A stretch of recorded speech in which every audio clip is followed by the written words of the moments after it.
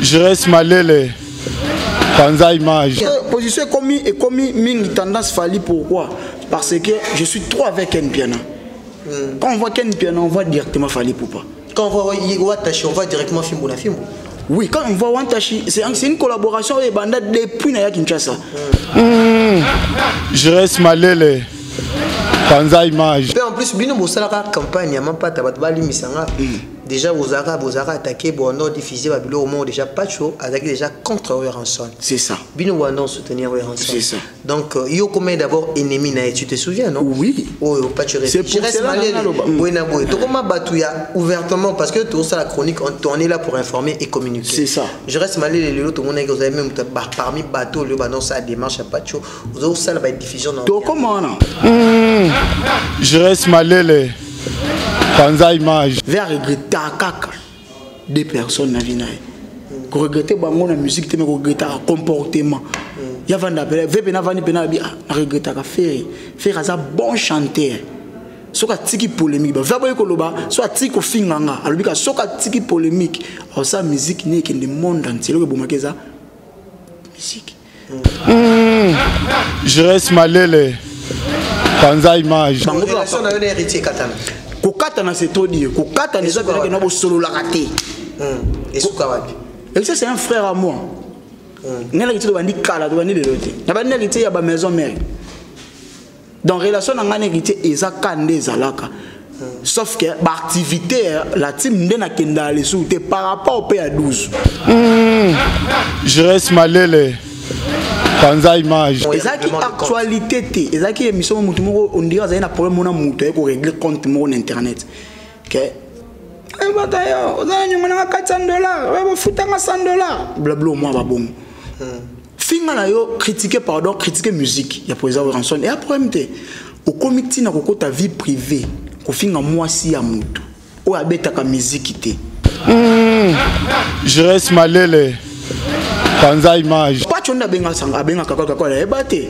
To comme place on a expliquer na tinde to pekisa na tinde nge pas tu kangama na expliquer tout.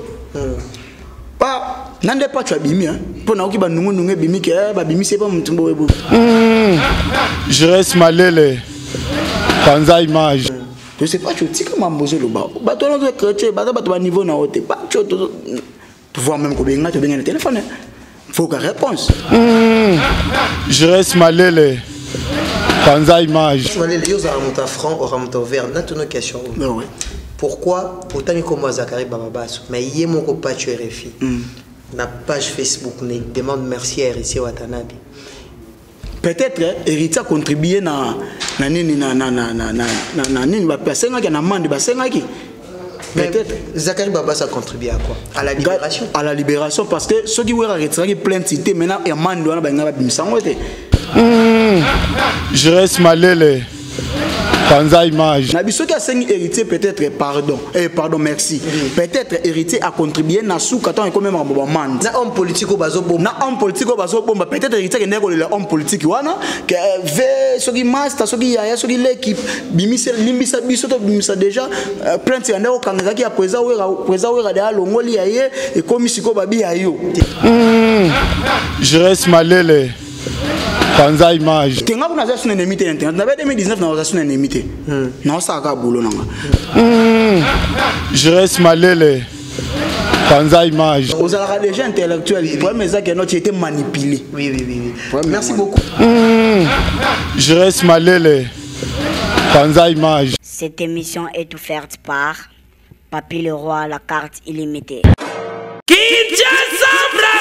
Mokili mobimba boyo kansango malamu oyo eye otunanga nini yango lisusu yo pe Flat Hotel HP eye pona kokokisa barev na bino etongami na banorme international pona ba séjour na bino na ba vacances na bino boza pepele ebongo pona kolia pe komela Flat Hotel HP atie na disposition na bino restaurant VIP pona masanga qualité nyonso bokoluka ezali. Flat Hotel HP abakiseli bino lisusu wifi ya ofele lokola kaka na poto ndeko na ngai. Côté électricité bosana na yo molili. Po Flat Hotel HP ateli bino générateur ya tumu pia. Botuni ngai soki Flat Hotel HP ezwami wapi. Flat Hotel HP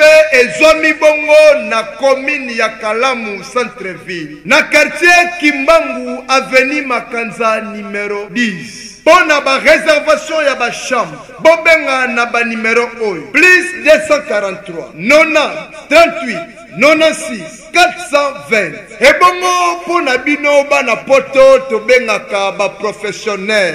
Bobenga na ba numéro oyo. Plus 33 60 53 84 625.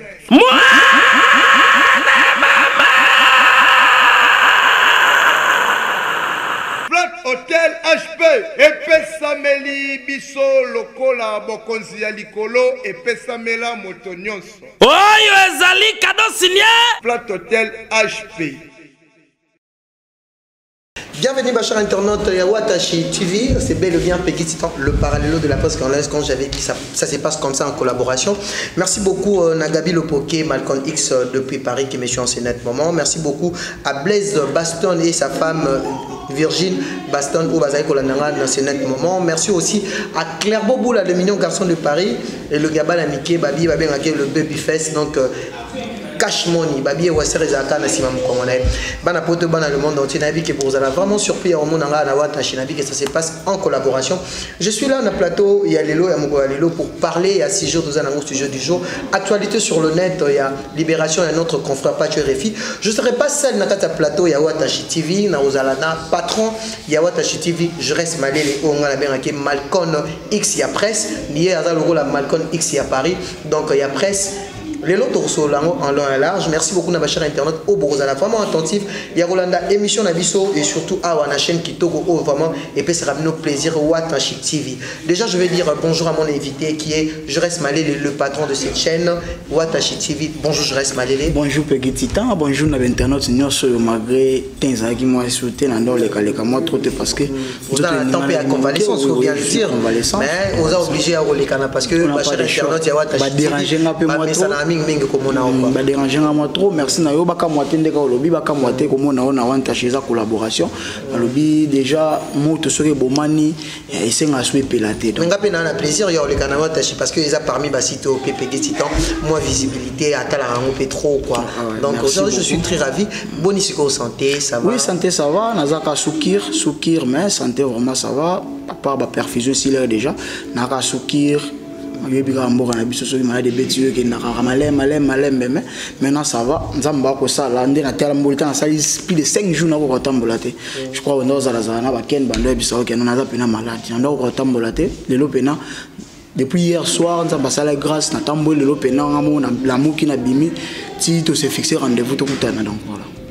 Merci beaucoup, je reste malé les nabis que aux arabes ou la chronique musicale. Avant tout, bah, l'actualité, ça se passe comment d'abord notre musique, tout le monde a l'actualité dans la net, Mikolo, Eriti Watanabe, Ferregola, Ranson et ce de Bilelo, je reste malé en tant que chroniqueur musical par rapport à avancement musique, analyse nos ça. Oui, analyse, n'a habité sur plan des albums, des concerts. Non, pas des albums par rapport à avant où tout le monde a qui est de l'oba qui buzz, délire. Il y a des artistes musiciens à Bissau. Tout le monde peut dernière, c'était avant-hier, arrivé encore il y a Papa Nabiso Lutumba où déjà demain le 3 euros a déjà exposé place Gozala Batbayebi. D'abord on dit web Sabiso car sur le net tout ça la analyse il y a des musiciens nous sommes là sur le net. N'a pas Papa Lutumba n'engel les Kanaki Félix Fewazé quoi inconsolable et Ranson. Est-ce que les musiciens Nabiso par rapport à Amour, par rapport à Makambo, est-ce que ça c'est les autres qui n'ont et donc chroniqueur musical. Bon moi pour moi na mona ke bolingwa na balaksa biso na ba télé za bolingwa solo te. Dans Adage Balobaka aimer nos vivants c'est pas quelque chose. C'est pas quelque chose on a la croire nango pas na bango. Pas na biso ba misusu na ko croire nanga mais pas na bango ba musicien na croire nango te. Pourquoi parce que bazana ba confiance na bango mo te. Ba musicien oyebi bazana eloko moko boye moni mutu soki asimba na ko benga oni mutu asimba gwa. Ayebi ke mutu mo pas za rasuna gwa. abanga ko pese M Sumbote na liboko abula muto ko bendanga makambo weza croyance na biso ba africain plus croyance na biso ba congolais Tout monde a dit na longwa peut-être un orchestre moko boye na longwa peut-être pas 20 tonnes asuna ko pesa 20 tonnes mbote 20 tonnes ko benda moto mukena na ngote donc ngapo na ngala ko lobake surtout par rapport à matanga papa Lutumba ba obatikali bazala nanu bazala na bolingo wana pour lobi pe biso ba o tozana no soki bango pe problème zu bango to kende ko sunga bango nde bango pe ba ko sunga papa Lutumba donc komona koya accord déjà na mona ki on a banet accueil déjà qui nango bien on a eu rançon après ça qui babindo mamatela qui n'a pas d'homme basola qui likamu na monde na ebité so sola nini mais vibe ça ka zela a ti par rapport bon et ben image net c'est ce qui souga nini pour ba ikatri na image net donc moi concert wana pour ça rançon après ça qui na matanga ba ba tchaki na 50 je crois et ça babiza en face ka la paix du peuple place ba corps donc après on a déjà ils ont nango bien mais comme on a babes inutile les en sens te ngada na ba télé mais babes inutile internet comme on a mutu moko pour batala il faut finga kingandi yana sens te na déploraka comportement ya ba musicien na biso comme on a faire azo manquer au respect ils en sens te ko ramta sala ka faire za aller le faire pour le te ba faire gola ko ramta tombola ka liboko voici faire gola cha de poule pour le te beriti watanabe ko ramta tombola ka liboko voici beriti watanabe au grand jamais rita le kanate va ba voici ranson to faire le kaloba voici ranson donc voilà baza aza ve na bango ba va une taille belé ba yebiye ko le ka plus bisoto et le mot fait c'est le andao le bakala botika biso ndeto manquer vena biso ya wenge respect pour ye aza vena biso atato manquer ye to eminento osenge pardon moi na libanda te na ebito soki o se rappeler susu l'autre fois ezana na musicien moi je crois ya BCBG ou pas ya orchestre mususu ameka ke mpe ko chrétien wera mais faire c'est le aussi on na guerre na 20 ans andon di mavete mais c'est le les na teva kebisa musicien wana c'est sûr comme mambu bino boko bonda ko finga vie biso to sa ni to ko tan po za vena biso do botikande biso mongo to ana droit wana po za père na biso donc po nga héritier na ferry we za vena bango aza père na bango ava na bango trop na ko biso lo moko bat bebele ba yebi yango te mais bato to za na bango ba yebi ba sera propagande ya mampata na président wera biso za ka mingi chargé à ko soutenir propagande ya mampata to na une fois chez vena palais ngai ken vena biso Gauthier mascotte je le salue en passant a uta mikila to kendo ta visa c'est un bon dimanche to comment ba 10h ba si soma ozela après a prier to vana tiba 11h va vider pour prier abimi ma subverti ma va pas a bien ve pesi bamboto ve to vanda vers regretter kaka des personnes na vina ko regretter bango na musique te mais ko regretter comportement ya vanda ve pena vani pena bi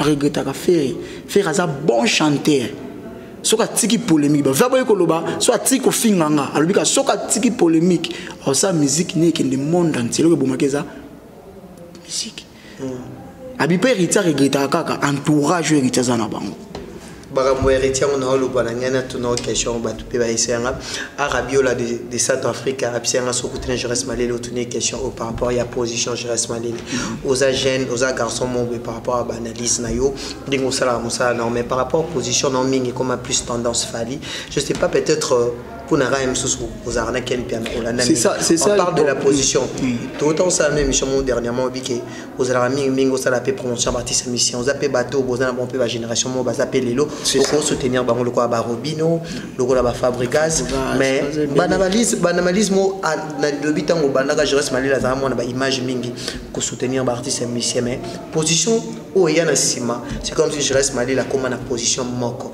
est-ce que quoi ça va cher internaute ni no ba ya bolanda au baby qui n'a pas peut-être on appelle mzuzu makambo ya héritier comme on appelle makambo ya batu ebele par rapport aux chroniqueurs musicaux lelo par rapport position pe comme bomabino ba chroniqueur musical c'est ça merci pour la question on moni lelo ngalo ba lelo komoko naza musicien naza pardon naza chroniqueur ya ba musicien congolais tout oui na on surtout côté les milaka na bi depuis Afrique d'ici do bander le likambo mais yango sur la position il faut position comme mingi tendance fali pourquoi parce que je suis trop avec un piano.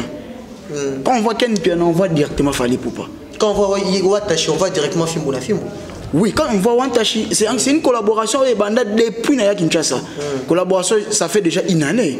Donc, il est déjà deuxième année. Donc, depuis Naya Kinshasa, une année presque, 2 mois, parce qu'il y a comment Kinshasa.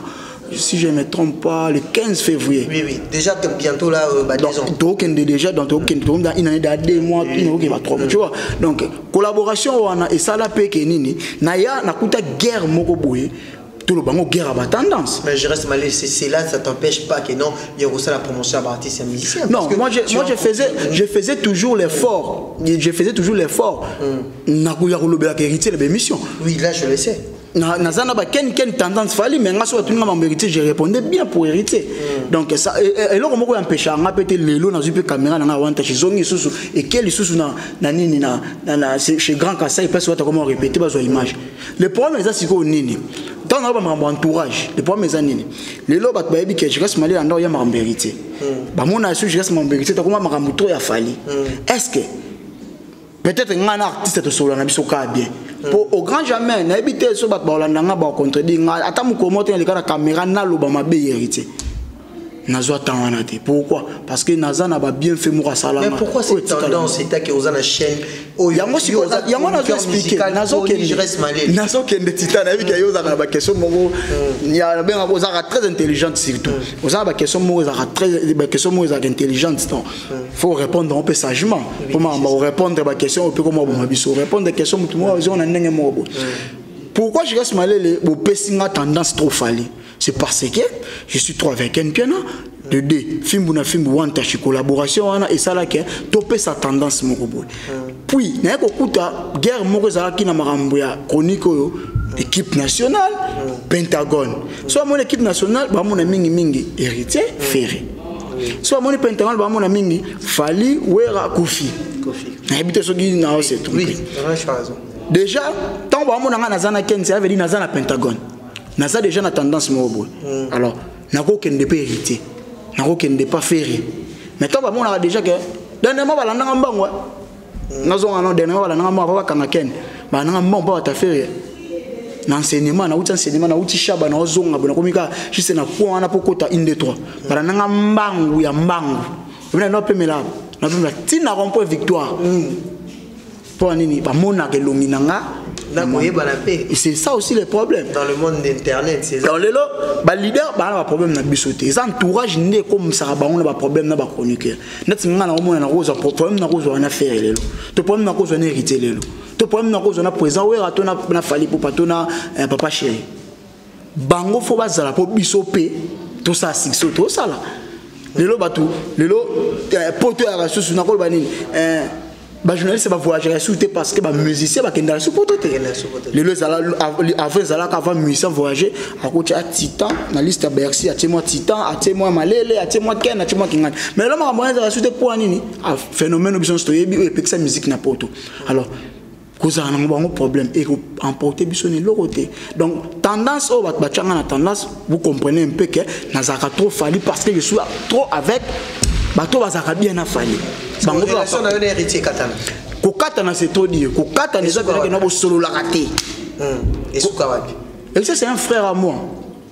Nela kitilo bandi kala to bandi de l'autre. Na bandi héritier ya ba maison mère. Donc relation na ngane héritier ezaka ndeza laka. Sauf que l'activité la team ndena kenda les sous par rapport au PA12. Par rapport au PA12, ko kende pa o tshaka ki tetsa héritier ça ndenge lote. Pour héritier ça lo pilote. Pour nga personne qui me héritier ça ndenge lote. Na kepeka na kitetika na koti. Mais ce que par rapport à 12 pourquoi ça fait 12 mots boy mettez gege pe atal mona na héritier malele bungela pe gogati on a dit ba pe ta aussi pe bon les temps ba ko pe qui sera arrêta si lui se vimba qui donc on te moyen mogo surtout quand lui se vimbi déchiré aussi choc donc ya mwana intil na kende faut que c'est la peine que maramuté comme pena calme maramuté bongi pena ba tout ba ko ba maramuté bonga ndo ko beta no ba tout mais rien n'empêche na caméra film na film journaliste à travailler na film ba kenda sala ne maramu e kota nango et na ko longolelo hotel ko effacer l'hôtel kota nango na film na wanta pardon et continue nango pe maramu pe leki na normal. Merci beaucoup à Clermont pour qui nous suit en ce net moment, le mignon garçon de Paris, le Babyface et le Ngaba Lamike Cash Money à Simanae. Merci beaucoup à Gabi Lopoké, Malcolm X, il y a Paris. Donc comme il y a un sujet du jour, on a vu sur actualité, libération à Pachurefi, vraiment ils ont le logo photo le béla. Déjà, je reste malélé, libération à Pachurefi. malgré qu'ils aient quelque chose tout bien en surprise. Il y a vu tout ça là, c'est la émission même on a plateau, il y a film tout le bilango trop, mais il y a au moins côté qui par rapport au solo, libération pas tu refais d'abord ton ligne d'abord. Il y a qui message on a ndengeni avant ce côté kota na ba question nazalango. C'était hier. Non, avant-hier soir. Mais tu as un lobby. Hier, on a parlé en phase. Tu as un journal qui a bimari pénaté. Le journal dernier jour à perfusion. Par exemple, on a averti Jean Maï, on a mis qui na phase à 18h.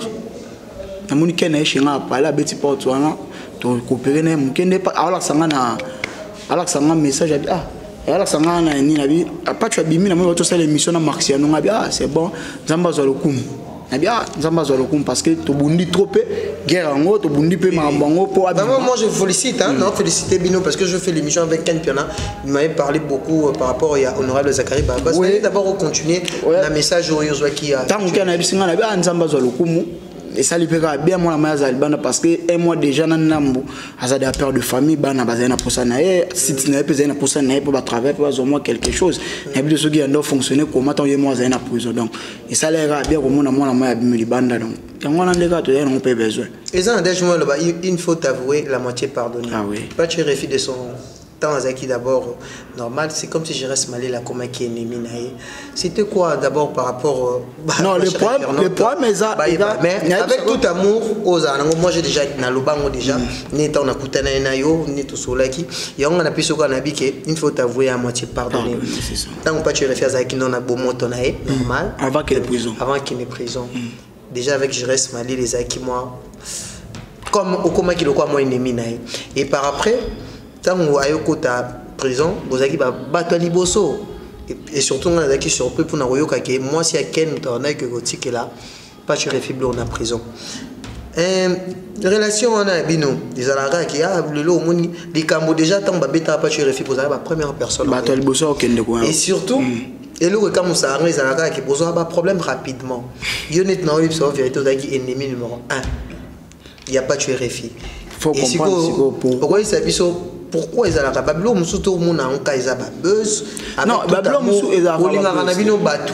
oui bien sûr mais si quoi pourquoi expliquer ce nom parti côté wana net particulièrement parti wana pour question non posée c'est l'ennemi wana ezaki nini c'était dire quoi Pacho en plus bino bosala campagne ya mapata bat bali misanga déjà vous avez attaqué Bono diffusé Babylone au monde déjà Pacho avec déjà contre Ranson c'est ça bino Bono soutenir Ranson c'est ça donc yo comme d'abord ennemi na tu te souviens non oui Pacho c'est pour cela boina boy to comment batuya ouvertement parce que tout ça la chronique on est là pour informer et communiquer c'est ça je reste malé les autres monde que vous avez même parmi bateau le banon ça démarche à Pacho vous avez ça la diffusion to comment to non la question de se poser un ya marambo ya Pacho comme ennemi nanga Pacho comme ennemi nanga pourquoi tu vas naître bon matin titan quand même on est assez grand toi dans la famille toi na bana ko vanda boy Pacho déjà par rapport à âge na biri Pacho amukola biri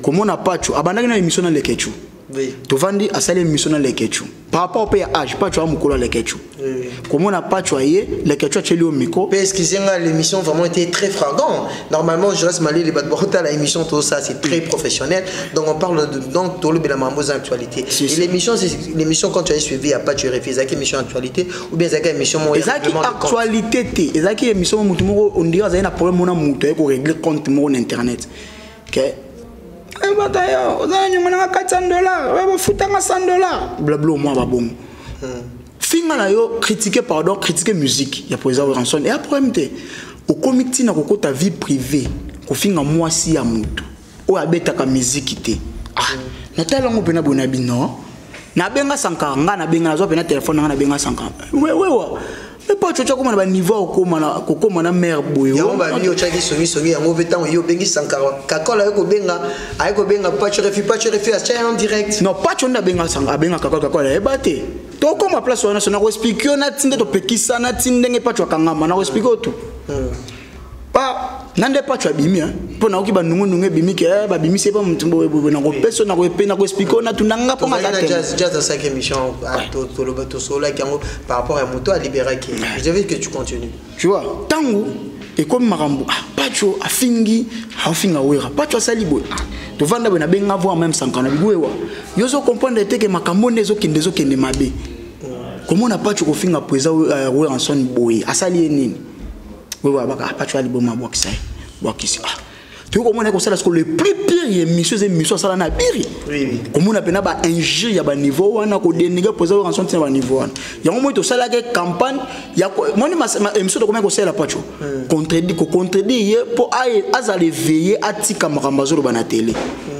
je sais pas tu tika mambozo lo ba to no chrétien ba ba niveau na hote pas tu vois même ko benga to benga le téléphone faut que réponse yo ko maki ennemi na par rapport yango na lo par rapport ya nini ennemi na par rapport nazo contredire buzo bazo sala yango comme ça ennemi na ya linganga na soutenir buzo bana yango comme ça ennemi na mais ennemi yango kaka ndeta ya koti sous prison ennemi yango nda bundi po ya bima prison bon moi ki bat basangana ki ba 100 ba 200 personnes ba kepati ba poser rançon ba kotate ba jeunesse mi neno boye bani ba koti na le bon mais vla bima ta solana bango ba jeunesse ba télévision na biso Congo minene bazo danse bazo audience te na presse va bima ta solana bango to vanda to kanga maboko te to vanda biso to anda tala mama na musika ba pela ba famille romi okota bokin départ d'abo sala tout ça tout ça les nécessaires ba biso mutu les sel mutu yo présent ko yo kana facilité ça président ça avait honorable Bezaka baba sauter ça comme ça c'est-à-dire que mère peut ba ko tsakena makambo si moi to kende pas même ba moko yati faut to le capable venir biso pour président honorable Bezaka baba sauter on a tantôt amona to na directive ça venir biso a linga ku to boa ka biso to yamba biso to kutana venir directive une fongana ken a proposé vie émission to kutana dans salon na salon qu'on a proposé faut ça une émission avec tout ça émission ça là bien avec problème te boya le jour tel maman to proposer maman avec la 4 émission avant émission avec faut que ton maman pas tu va t'aller biso ka kabit boya na émission pour veut pas ça là qui victime pas tu finga PV mais va t'ala wana nyo sauter je te conseille avec émission to landa na pa na nzela mai to ça l'émission en plein fleuve to si tant aussi cette émission na 4 émissions to poser va question à pas tu via soit décision les mêmes jours wana ke na ko loka wera et puis vers ça là qui ngo pour le lot pas tu as libérer parce que honorable Bezaka ça qui n'est ko loka président en sorte. Merci beaucoup, je reste malélé na katioté mais pourquoi Nathan rappé na film aucun dans le bic dossier à pas chez comment ba politicien.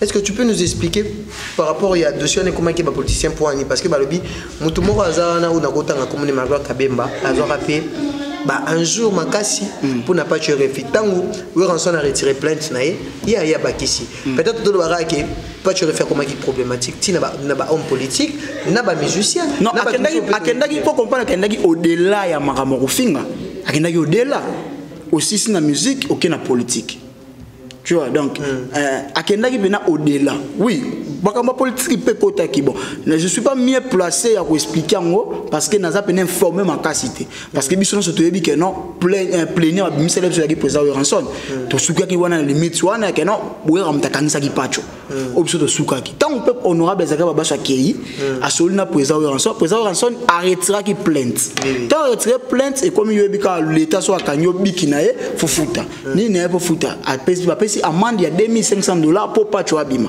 yango mona ki na le temps honorable Bezaka ça kendaki papa na pas président wera tant ba retirer plainte tina tenzu ko je crois ba une semaine tout ba 10 jours peut-être ba ndolo ko ba kangisa non là ba betana ndenge zala kaka moi 2500 koka pour moi na mayabima juste malé les yoza amuta franc au ramuta vert na toutes nos questions pourquoi autant comme Zakari Bababasso mais yemo ko pas tu RFI na page Facebook ne demande merci à RC Watanabe peut-être héritier a contribué na nini na nini ba personne qui na mande ba senga qui peut-être Zakari Bababasso a contribué à quoi à la libération parce que ceux qui were retiré plainte cité maintenant et mande wana ba ngaba bimisango te Mais pourquoi demander? C'est que Tobinga, si pas tu RFI, il n'a pas même demandé. Merci à Zachary Bababassou. Il pourra aussi poster aussi le nom de Zachary Bababassou par rapport à la page. Mais les lots, il faut comprendre le logo. Faut comprendre le logo. Parce que la fin, dans un peu franc, dans le bas clair, dans un clair. N'a ceux qui a signé héritier peut-être pardon, merci. Peut-être héritier a contribué na sous quand on est quand même en bombe. Na homme politique au bazo bombe. Na homme politique au bazo bombe. Peut-être héritier qui n'est pas le homme politique wana que ve ce qui master, ce qui yaya, ce qui l'équipe bimise limbisa bisoto bimisa déjà plainte ya ndeko kanga qui a présent wera de alongoli yaye et comme siko babi ayo. Je comprends ça soit. Just Kavoul a donné que héritier a donné l'argent et pas maman papa tu RFI. Ah oui. Après ça qui est bon ma ben c'est bon un bureau. Par rapport peut-être par rapport à tant veut à longueur de la plainte na 2500 et cela qui a monique yango héritier fouti peut-être tout le babongo. Je reste malé le même rambo yango muto moni émission to ça là aux arts professionnels. Moni et ça la polémique tu as parlé de Zachary Bababassou. Oui bien sûr ngana yambaka Ken Piana. Ken Piana azaki très sincère parce que dans mon émission où il est kanaka il y a bozaka yo na Ken Piana il y a Zachary Bababassou affaire pas tu RFI. Balobi que Zachary Bababassou a bengaka Weranson. Là c'était connu. Et par après les lots n'abicho tant hôtel na Facebook il y a pas tu RFI remercieux Muto yo avec okuta peut-être dossier et comme déjà à la fin Muto a bandaki si on a biso ce qu'on a la vérité mon biso ce qu'on vérité mon moni pacho si ba démarche to sala libanda ngana ken to solani na prison soit sincère au lobang.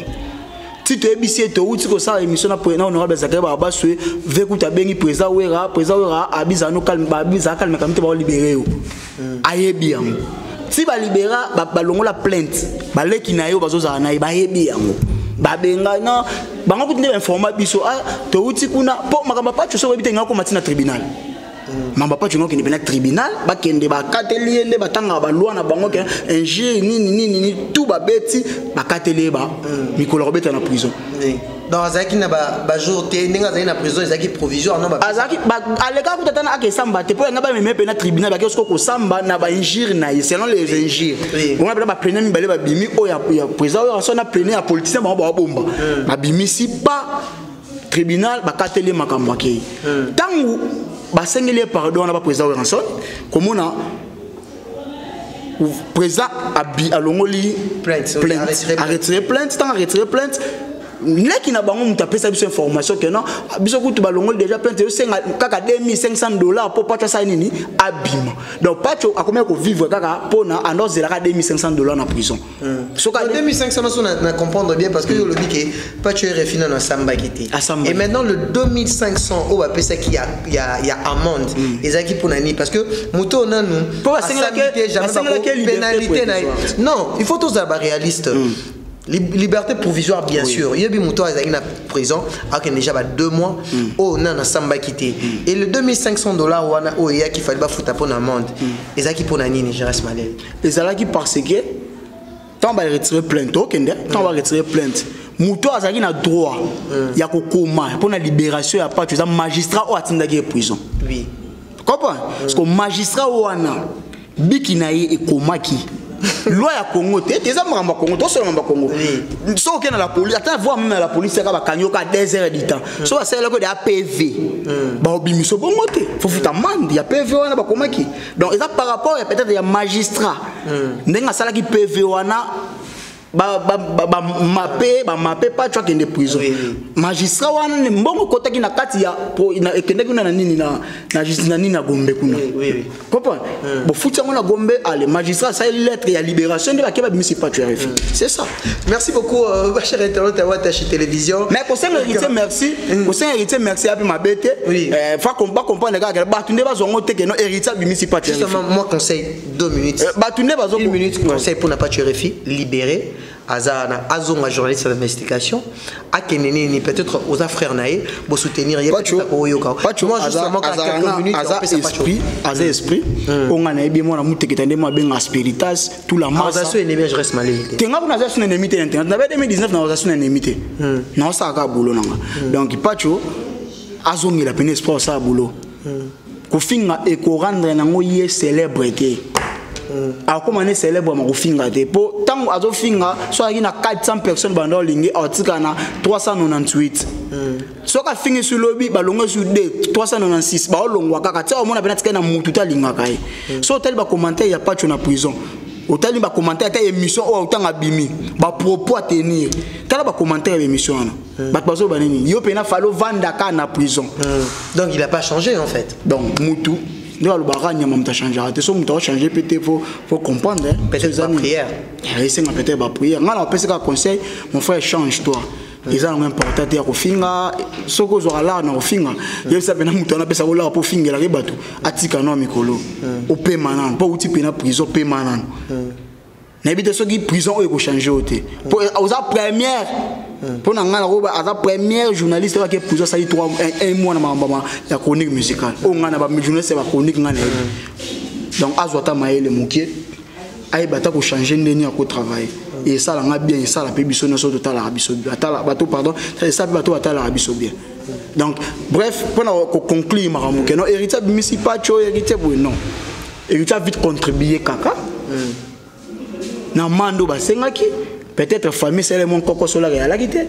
peut-être ba relation pas cho mususu ba zana la opesate et ça li que ba bete l'héritier porte tellement za mon tema mawana ya kukamba abimisa pesi avant pesa wana peut-être que ndeko senga sous pardon na deuxième plainte etikalaki pour deuxième plainte etikalaki donc va à longoli yaye moko etikalaki banda okanga sous mwana mai tant yango o wana pe longo batali siko non ba senga ki amande ya autant misa amande ba pesi donc bref tolinga na lo wa liboso totika ba rankine na artiste musicien totika ba rankine ba chroniqueur na ba chroniqueuse yana ngo importante po yango te nem te pesa biso la tout ça la polémique mo loyal tout ça te que non to kota na benji ko finga ba famille le lobo na finga papa na finga maman na onga na mona te na vie donc c'est important tout la sabiso donc voilà merci na yo ba dédicace na yo directement merci na ba tout ba soutenir ngana te en convalescence na nango merci na Papi le Roi la carte illimitée bilanga euro la carte illimitée bilanga dollar Papi le Roi babi José Andombe merci na yo merci na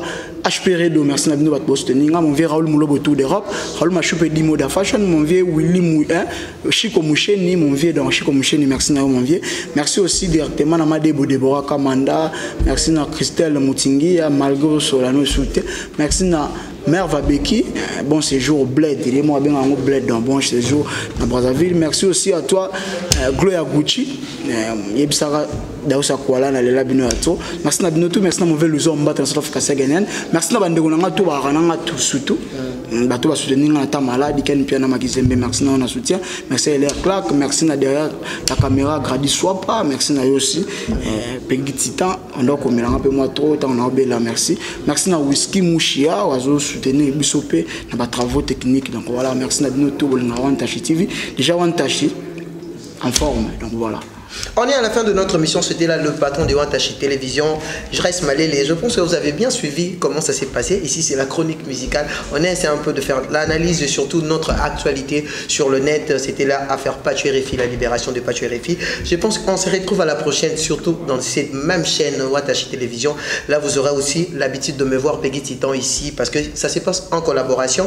Neka Tolobaki. Merci beaucoup à Gabi Lopoké, Malcolm X. Merci beaucoup à Blaise Baston. Merci beaucoup à Virginie Baston et merci beaucoup à Claire Boboula, le Babyface, le million de personnes de Paris, Wester Ezaka Nassimam Kongonae, bon mais ça parce que Mikolo Tomé m'a vraiment chronique musicale, on a ma belle analyse neti tout seul, je reste malélé. Donc quand on a une église au milieu des villages, tu vas niquer au bras par rapport à critique. Bino Batbozo, c'est la critique, n'a pas musicien avec impolitesse vraiment botika yango, boye ba ko respecter bango parce que bazapé ba responsable père de famille, to boye te ko ça la critique, mutso celle pe critique à côté na sima place à baby ça qui pona bongisa.